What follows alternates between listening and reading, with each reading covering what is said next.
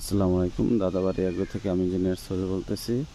আজকে আসছি আমরা যে মাছ ছাড়লাম আপনাদের মাছের আপডেট দেওয়ার জন্য। দেখেন আমাদের শিং মাছগুলা ভালো সাইজ হয়ে গেছে।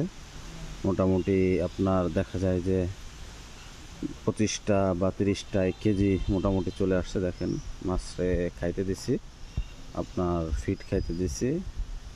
এই যে ফিড খাবার দেওয়ার পরে ওরা সুন্দরভাবে ফিট খাচ্ছে। এটা হলো শিং মাছ এবং দেশি মাগুর মাছ, সাথে আছে ভিয়েতনামি কই। আসলে কই তো দেখা যায় না, দেখা যাচ্ছে মাগুর, শিং মাছ এবং মাগুরগুলা দেখা যাচ্ছে ওরা খাইতেছে। দেখেন ভালো সাইজ হয়ে গেছে মাছগুলা। এই মাছগুলার আপডেট দেওয়ার জন্য আপনাদেরকে দিলাম। আমি মূলত 5100 টাকার মাছ ছাড়ছি।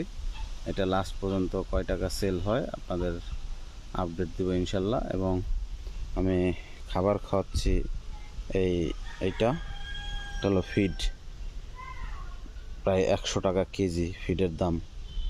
এই ফিড খাওয়ার জন্য দিচ্ছি মাছকে। ওরা সুন্দরভাবে খাবার দেওয়ার পরে সুন্দরভাবে খাবার খাচ্ছে। এবং পুকুরের যত্ন আসলে পুকুর মাছ ছাড়ার আগে চুন দিতে হয়। অবশ্যই চুন দিয়ে শতাংশ প্রতি মোটামুটি 1 কেজি করে চুন দেওয়া হয়েছে। এবং মাছ ছাড়ার আগে, এবং যদি পানির পিএইচ মোটামুটি কম থাকে সেক্ষেত্রে আবার আপনার চুন দিয়ে আবার পিএইচকে ঠিক করা বা পানি ঠিক করা দরকার লাগে। তাই এই যে আমার মাগুর এবং শিং মাছগুলা।